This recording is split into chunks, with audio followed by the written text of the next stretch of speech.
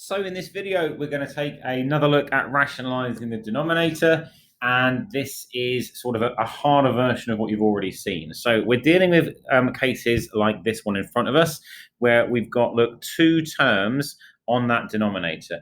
Now, the trick here is still to multiply by 1 and to choose that by writing a fraction, but we're going to multiply it by 2 minus root 6 over 2 minus root 6. Now, the golden rule is we look at the denominator and we multiply it top and bottom by the conjugate of that number. And that really means the same number, but with the sign changed, right? So because we had a plus there, we're going to write a minus sign. Now, there is a reason for this, and I'll show you why this is a clever thing to do in just a moment, but let's go through the motions of this question. So on the numerator, we're going to need to multiply 20 by 2 minus root 6. So I'm going to write out a little multiplication grid to do that in a minute.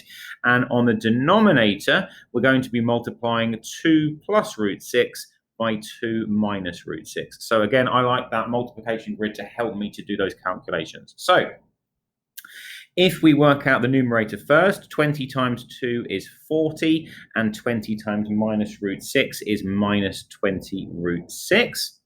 So in a minute, we'll put that into our numerator. On that denominator, we're going to have 2 times 2 is 4, 2 times root of 6 is 2 root 6, 2 times minus root 6 is minus 2 root 6, and then minus root 6 times root 6 is minus 6.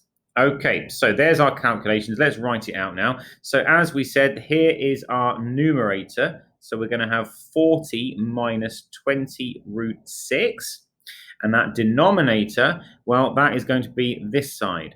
Now, why did we use that conjugate? Because what happens when we do this, it's the difference of two squares again. We have these two parts, and they're going to cancel out. 2 root 6 and a minus 2 root 6 are going to cancel out. So all we're left with, look, is a 4 and a minus 6. Well, if we add those together, we get a minus 2.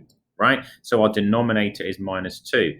Now, once we've done that, now we can simplify that further because both 40 and 20 divide by 2. So if I do 40 divided by minus 2, I'm going to get minus 20.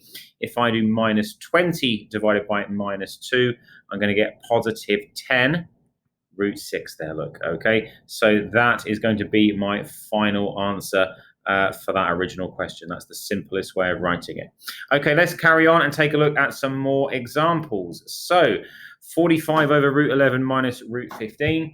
Our first step is to multiply this by root 11 plus root 15 over root 11 plus root 15. Okay, that's the conjugate of that denominator again.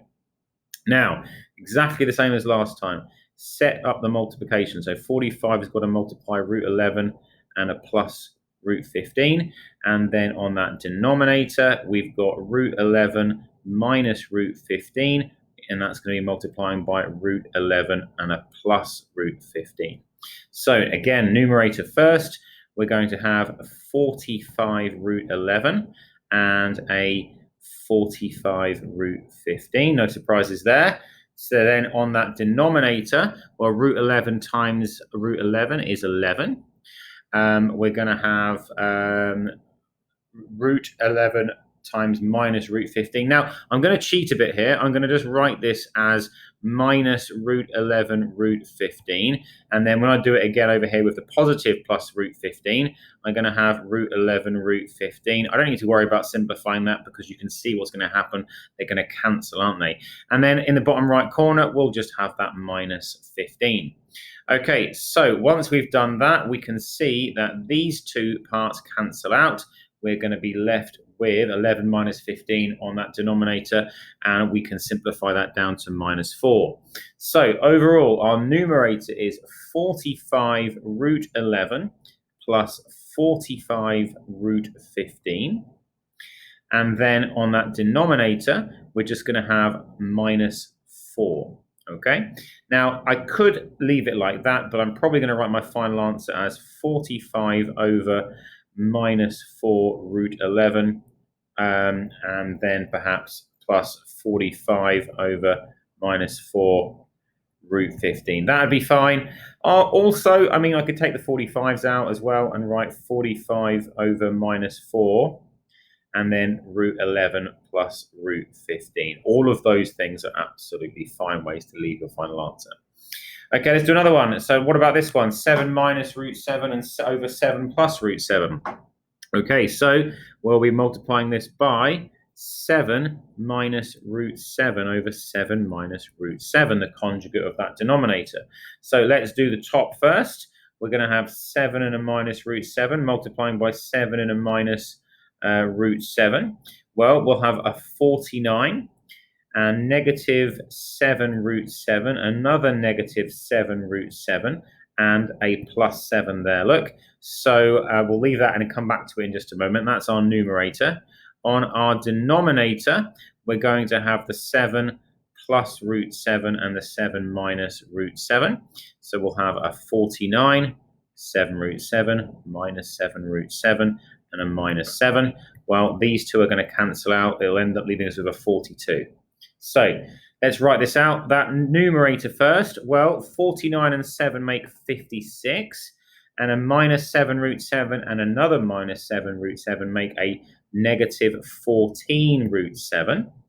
That denominator, as we've said, is just going to leave us with 49 minus 7, which is 42. So we can have our answer like that for now. I've noticed that all those whole number values all divide by 2. So perhaps we could simplify this. If I do 56 divided by 2, I'm going to get 28. 14 divided by 2, is going to give us a 7. So it'll be 7 root 7 all over 21. I think that's probably an absolutely perfect way of leaving our answer. I could write it as 28 over 21 minus 7 over 21 root 7 if I want to. But do you know what? I think we're probably right before. Let's just leave it like that. These are all great ways to leave our answer because, of course, we've done what we were wanting to do. We've moved any square roots to that numerator. Right, last question we're going to take a look at. It looks a bit weird and a bit different, but let's have a go at it anyway. We are going to multiply top and bottom by root 2 plus 1 over root 2 plus 1. Okay, the conjugate again of that denominator. So let's see if we can move through this a bit faster. Our numerator, 1 plus root 11, multiplying root 2 times plus 1. That's root 2. And then we're going to have a root of 22 there, look. We'll have a 1 there, and we are going to have a root 11 there. Now, that on the denominator, we've got that root 2 minus 1 multiplying root 2 plus 1. So we'll have a 2 there, a minus root 2, and a root 2, and a minus 1. Well, they're going to disappear like always. In fact, we're just going to be left with a 1, look, on that denominator. So my answer is going to end up being the numerator is 1 plus root 2 plus root 11 plus root 22. Nothing there is looking like it's going to cancel in any way. Okay, and then all divided by 1. Well, if I'm all dividing by 1, it's just going to keep it exactly the same. My final answer is just 1 plus root 2 plus root 11 plus root 22. Okay, hopefully that's helped you to rationalize that denominator again for some more complex